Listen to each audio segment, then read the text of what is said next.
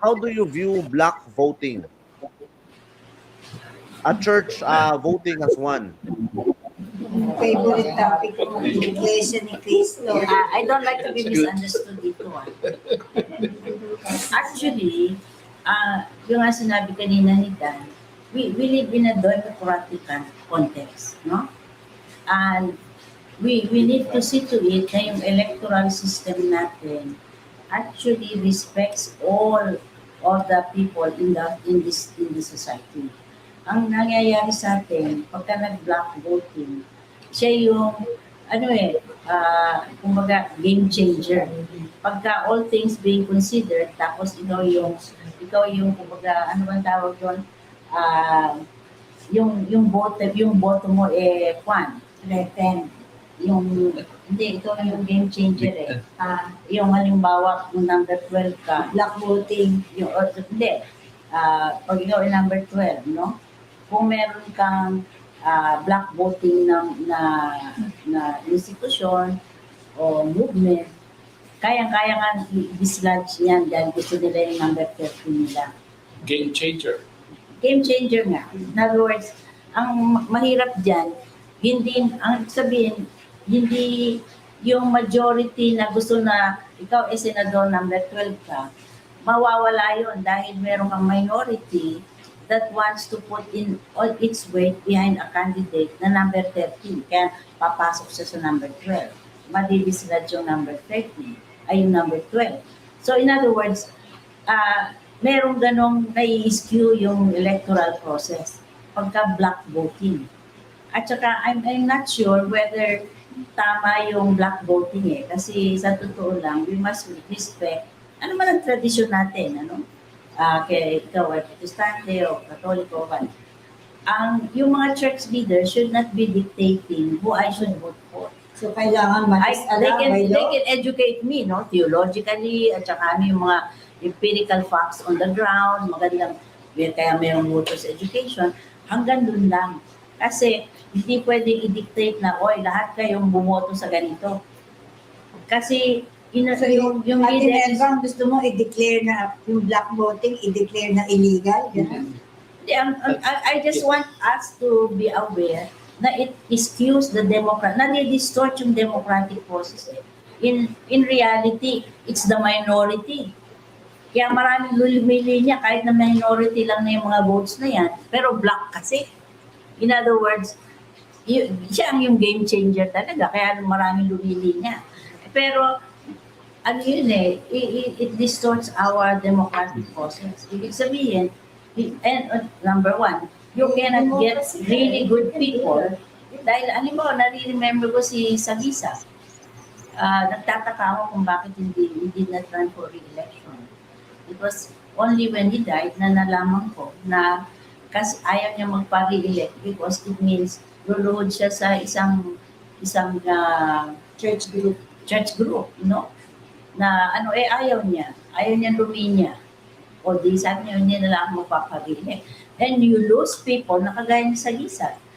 You lose all of these good people simply because ayaw nilang magbago doon sa leader ng isang no. So in other words, it's important na we understand yung implication ng black voting.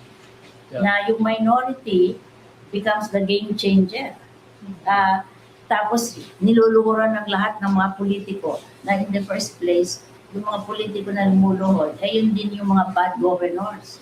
Inalos dyan nang gagaling din yung bad governance natin. Yes. Ang mga nai-elect ay yung mga tao na walang kwenta. Just dahil pumila sila doon sa sa isang church group na nasabi magba-black vote. So yun ang aking dyan.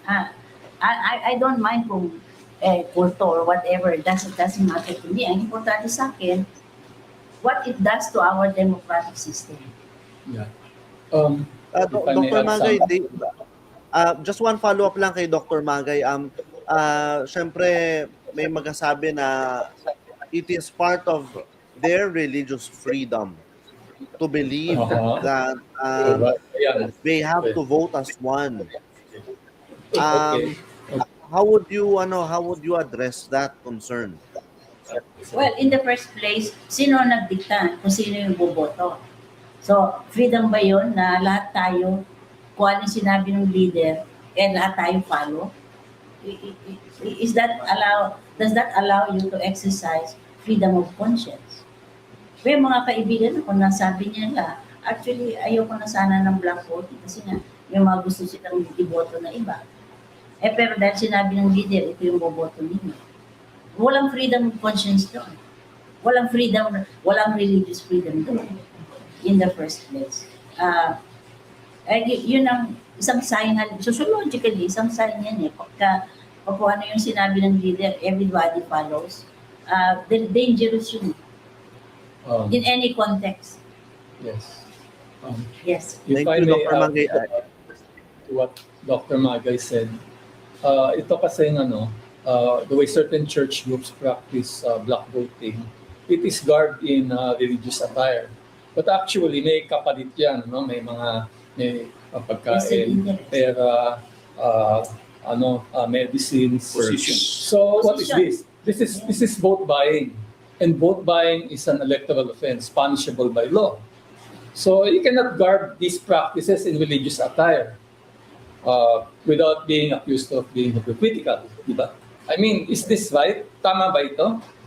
Gagamitin mo yung kapangyarihan mo dahil meron kang pera, meron kang pagkain, meron kang gamot na pwedeng ipamigay. Ang kapalit nun, iboto mo yung kandidato ko. Ano yan? Tama ba yan? Yan ba ang utos ng Diyos? Yan ba ang gusto ng Diyos? Tanong yan sa mga simbahan gumagawa ng ganyang black voting. Dr. Magay, just winding down, no? My last few questions. If you could pick one Bible verse that could illustrate why Christians should involve themselves in politics, what would that Bible verse be? Proverbs. Yung Proverbs 31 is a major na passage dyan. When you have to speak for those who cannot speak, when you have to defend the rights of the poor and the needy, legal yun, In other words, when you have any kind of power, hindi ka lang kailangan king, or that was spoken to a king. Ang ibig sabihin nun, anyone with power to do something, power to speak for the voiceless, power to defend the rights of the needy, kung ikaw a lawyer, power to stand behind people who are being oppressed, hindi ka naman kailangang hari or presidente or what. I mean, pwede tayo na as people of God, it is important to simply obey yung prophetic duty na yun na sinasabi sa Proverbs 31. Thank you. Sige po. I just read the verse. Proverbs 31, 8-9. Speak up for those who cannot speak for themselves, for the rights of all who are destitute. Speak up and judge fairly. Defend the rights of the poor and needy.